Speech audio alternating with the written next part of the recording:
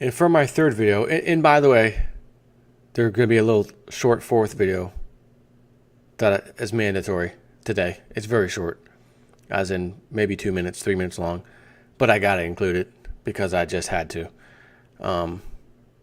Some of these people decided to go on strike to join the protest, and they don't have a job anymore. I effing love it. Okay. But peakprosperity.com has a freaking fantastic article by Chris Martenson, the mother of all financial bubbles, will be unimaginably destructive when it bursts.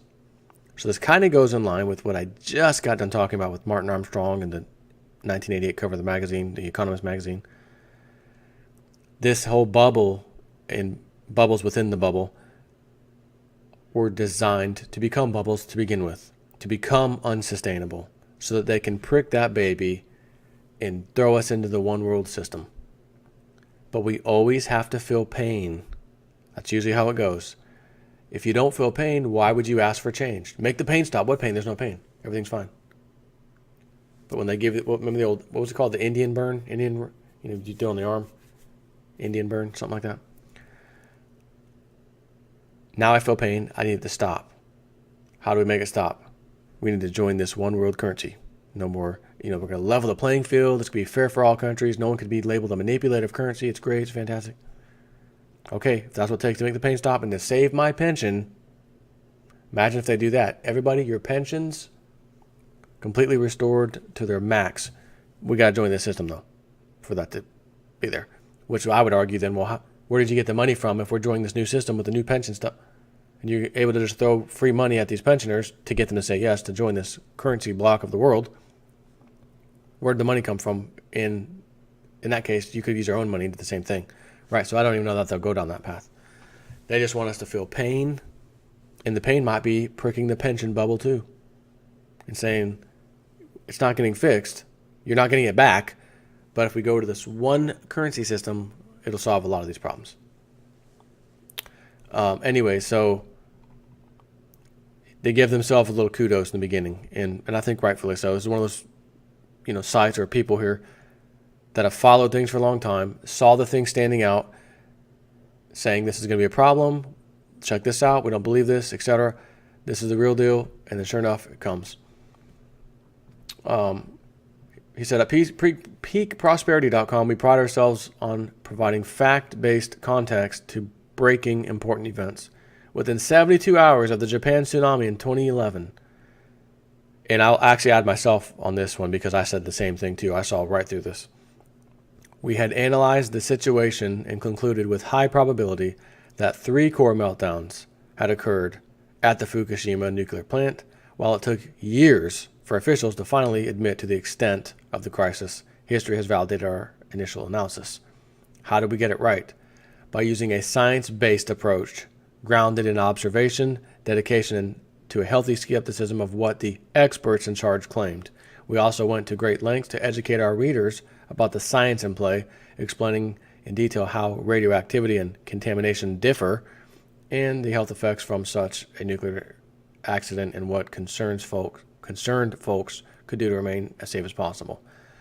So he also says that when the California's authorities suddenly reversed course and scrambled to evacuate nearly 200,000 residents living downstream of the Oroville Dam, within an hour, we had released an analysis of the situation explaining the critical differences among the primary spillway, the main dam, and the auxiliary spillway. Again, they're saying we cross our T's, dot our I's, we look into things. When the expert comes out and says something, we don't just say, okay, thanks, and leave. We analyze what they said. Why are they saying that? What makes them say that? Which is great because that's what I do. Especially when a so-called expert comes out. I've now learned be completely skeptical of anything they say. So, not truth until proven wrong. You're proven wrong till I find the truth. So what you say I believe is false until I can be proven otherwise, or it can be proven otherwise that you are actually truthful. So, anyways, he said, just to give a little preface about why he's saying the mother of all financial bubbles is coming or is here.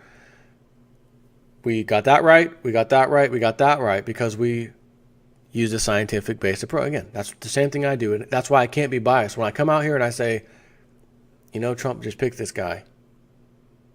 He's a Goldman guy. I don't decide, well, because I like Trump so much, I'm going to hide that from my subscribers and just pretend I didn't know about it. No. I got to give you realist news.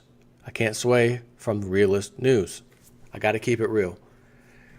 So I saw this article. It's spot on with everything I've been talking about for the last 2 to 3 weeks now, heavily focused on debt problems, etc. in our country.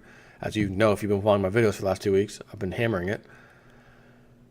The mother of all financial bubbles. We are now living through the mother of all financial bubbles. We've been living with it so long. And by the way, I will link this site because he's got a part 2 to this. You can subscribe to them, etc. And he at least deserves that much credit for sure. I will be linking this site in my description box for your viewing pleasure. We've been living with it so long that we now have to take 3 giant steps backwards to even detect its broad outlines. As a reminder, a bubble exists when asset prices rise beyond what incomes can sustain. Florida swampland in the 1920s, tech stocks in the late 1990s, or Toronto real estate today. All are fine examples of this.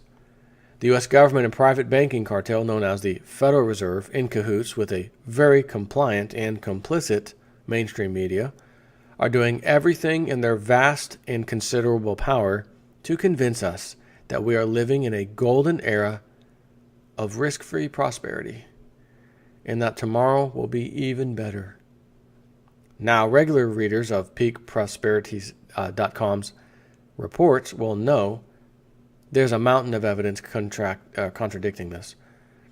But it's critical to understand that this is the same public perception management style as we've recently seen at Oroville, the dam, which is deny, deny, deny, and then finally admit to the obviously, okay, mandatory evacuation, get lost. Oh, thanks for the notice. Now I can't take anything with me that I'd really like to take because it's an emergency. I got to leave. Government, thank you so much. So let's take those 3 giant steps backward and see if we can spot the flaw in the everything is awesome meme that the Fed et al.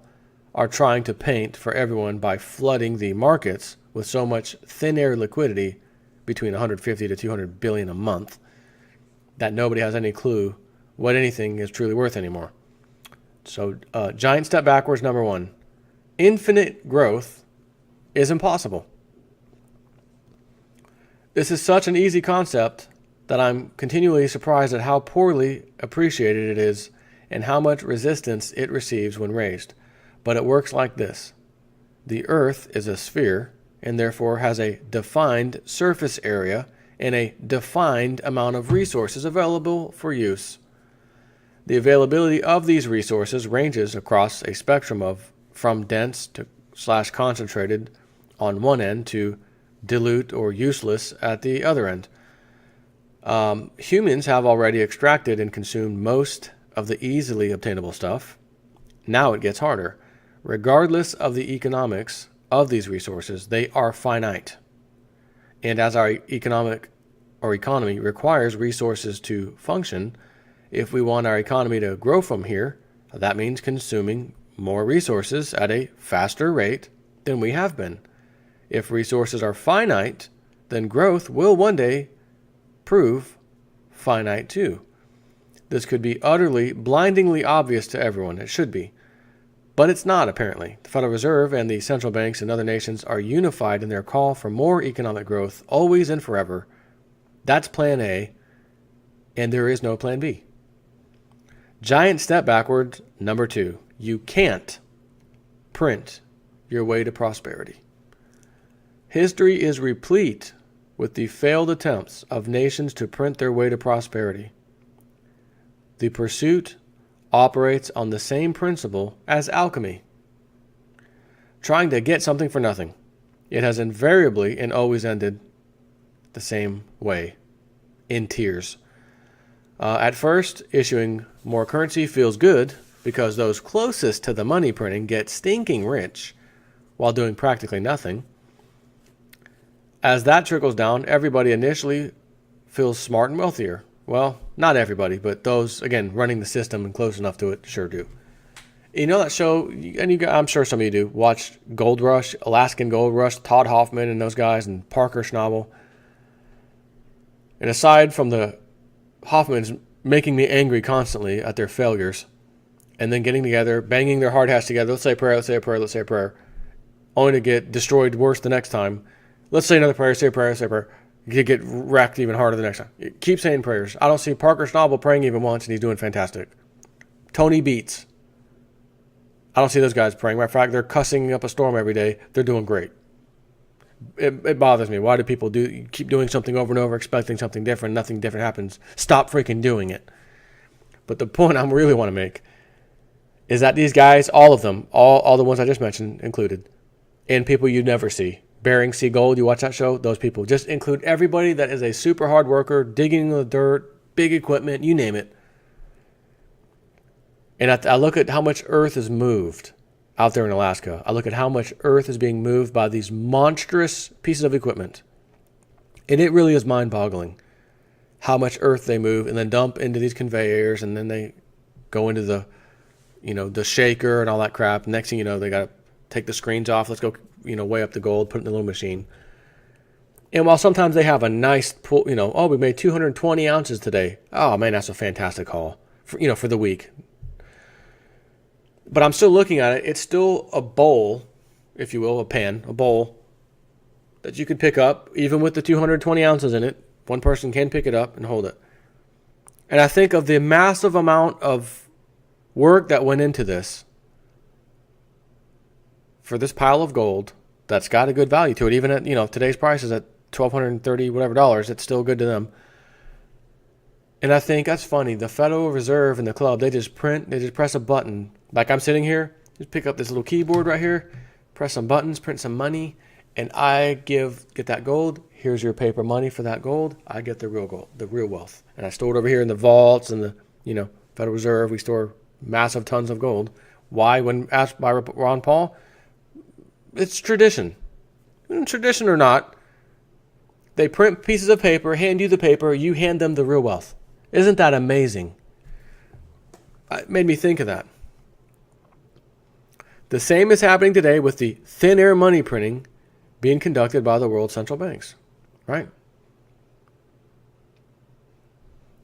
We are now living with one of the most extreme wealth gaps in U.S. history, with the top 1% and really the 0.1% owning a greater percentage of the nation's wealth than they ever have.